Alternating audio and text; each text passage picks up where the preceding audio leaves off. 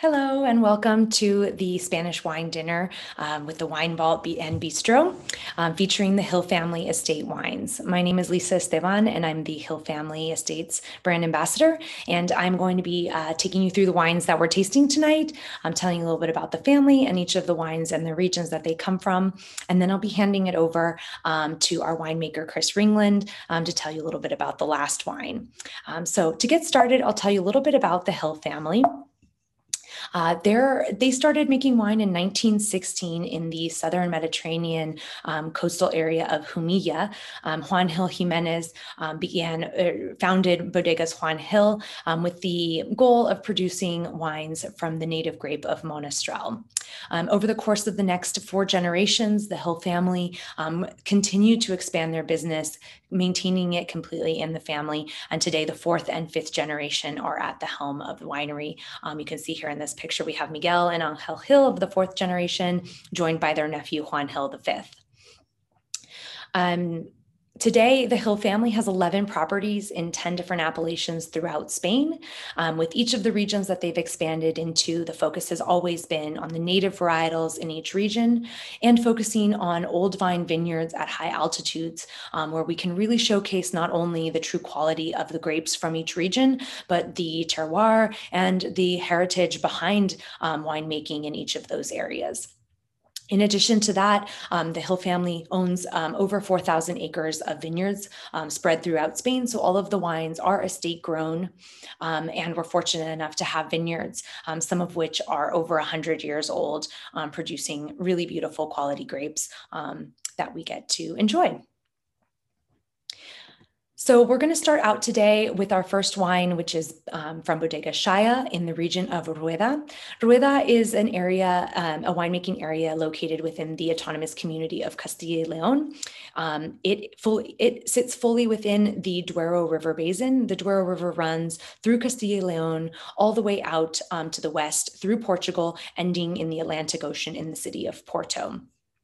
This area, many millions of years ago, the river basin was much wider and much deeper. And as the river kind of shrank down to where it is today, it left in its wake very deep sandy soils with a lot of pebbles, kind of river rock on top. So that's provided some interesting characteristics for the region of Rueda.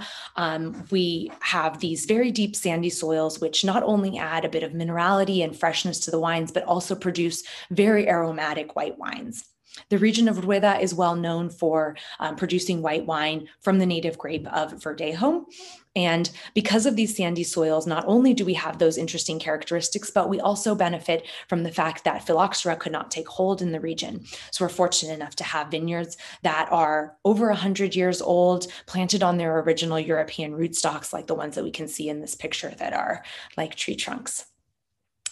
So the wine that we're going to taste today is the Shaya Verdejo. This is 100% Verdejo. Generally speaking, Verdejos see no time in oak barrels. They're usually made in a really light, refreshing style to be drunk in the year. But with these old vines that are at these high altitudes, we find that the concentration of the grape not only stands up to oak, but really benefits from it. So with this wine, we do partial oak aging. About 20% of the wine will ferment and age for 3 months in large French oak barrels. The rest of it is in stainless steel, fermenting and aging for that same period of time on its lees. Both the oak barrels and the lees aging provide us with a little bit more fullness, a little bit more roundness on the palate. You'll feel a little bit of that weight towards the middle back of the palate. And just more length. You'll notice those flavors linger on the palate for much longer. And that makes a Verdejo like this one such a fantastic pairing for foods. Having our vineyards up at these altitudes of 2,300 feet above sea level is also super crucial when we're talking about the aromas and also the flavor profile of the wine, because those high altitudes in what is otherwise that whole central area of Spain, a very hot, dry continental climate, allows the nighttime temperatures to cool down the vines enough that it slows the ripening process, allowing us to retain a lot of that beautiful acidity that comes naturally in the Verdejo grape, but also have super aromatic Verdejo.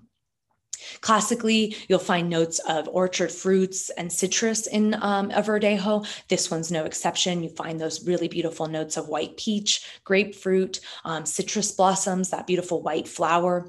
And then you'll notice on the palate that bit of minerality that I was mentioning before that comes from those sandy soils, as well as notes of maybe a little bit of spice and marzipan that comes from the oak barrels and the lees aging.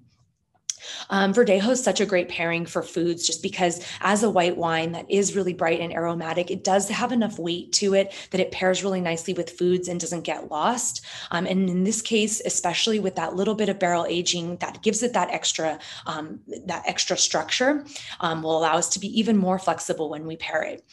Seafood is obviously a great pairing for it. All of those citrus flavors will complement beautifully the flavors of seafood. Also vegetables, salads, even chicken dishes will go nicely. Something like the bean salad, if you've chosen that starter, would be really nice as well. That creamy bean with those bright notes of the citrus with that beautiful white peach are going to play really nicely with that toasty flavor. I think all of it will be a really beautiful, successful pairing to start off your dinner. So the second wine that we're tasting tonight, we're going to jump over to the western coast of Spain, the southern area of the autonomous community of Catalonia. We're just south of Barcelona along the Mediterranean coast in the region of Montsant. And Montsant is this orange kind of horseshoe shape that sits surrounding Priorat almost entirely. So Priorat and Montsant share a lot of characteristics in terms of the geography, the soils, the climate, as well as the grape varietals. Both regions are well known for producing really bold, rich, complex red blends. So in Montsant, we have a really unique geography here, really marked especially by the Sierra of de Montsant with this really beautiful mountain range that rises quite sharply in a span that is quite narrow, as you could see that little kind of horseshoe shape. In that narrow area, altitudes will range between 600 and 2,000 feet above sea level. So we have kind of sharp rises there, which means that a lot of vineyard sites are actually planted on these sloping hillsides and have to be cut in terraces into the side. So, it's kind of labor intensive, but what we get from that is beautiful sun exposure as well as nice altitude, which is just going to produce the best kind of quality fruit. At Cellars Can Blau, our project is focused on red blends. We produce 3 wines that are all 3 red blends of Mazuelo, which is the native or the local name for Carignan, Syrah, and Grenache.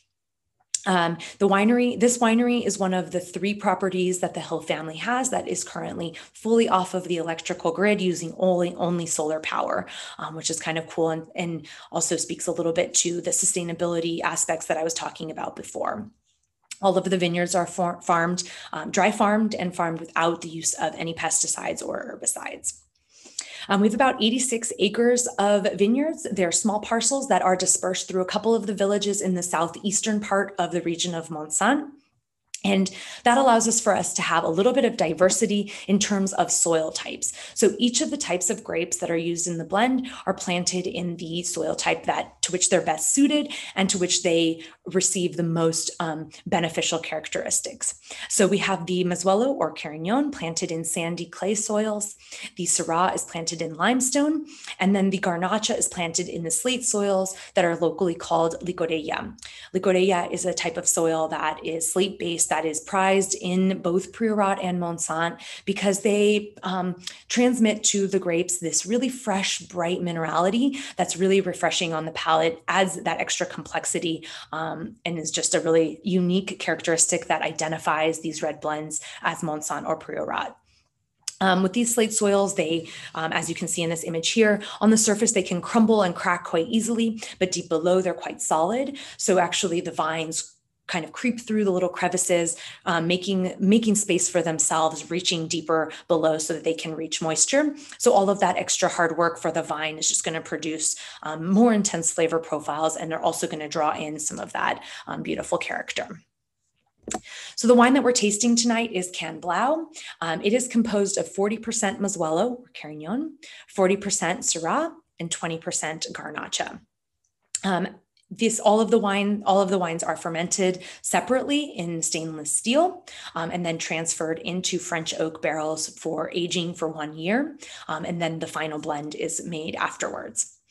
As with all really good red blends, each varietal is bringing the best of itself to the wine. So from the Carignan and the Garnacha, we're getting all of that bright red fruit flavor. From the Carignan especially, we're getting that tannic structure and that high acidity. And all of that is really nicely complemented by the rounder, fuller, meatier and spicier notes from the Syrah. So together, what we end up with is a red blend that is really beautiful for pairing with foods because it brings all of that bright fruit, in addition to those earthy characteristics, a nice tannic structure and bright acidity that complements a lot of variety of foods. A really great option to pair with this wine is any kind of paella or meat-based rice dish that's really popular along the Mediterranean coast. But this wine will also pair really nicely with grilled or roasted vegetables. Smoky notes from the foods can be really beautiful as a complement to the bright red fruit that comes in this wine. And then also both dishes that we're pairing with tonight will probably have some of those really nice smoky notes of paprika that's really typical in Spanish cuisine, which will also play really nicely with the wine. So hopefully you've enjoyed the pairing for the first two wines. I'm going to hand it over to our winemaker, Chris Ringland, who's going to tell you a little bit about our last wine from Bodegas El Nido in Jumilla called Clio, one of the crown jewels of the Hill family portfolio. So we thank him for being here with us tonight to be able to share his insight about making this wine. And I hope you enjoy hearing from him. Thanks so much.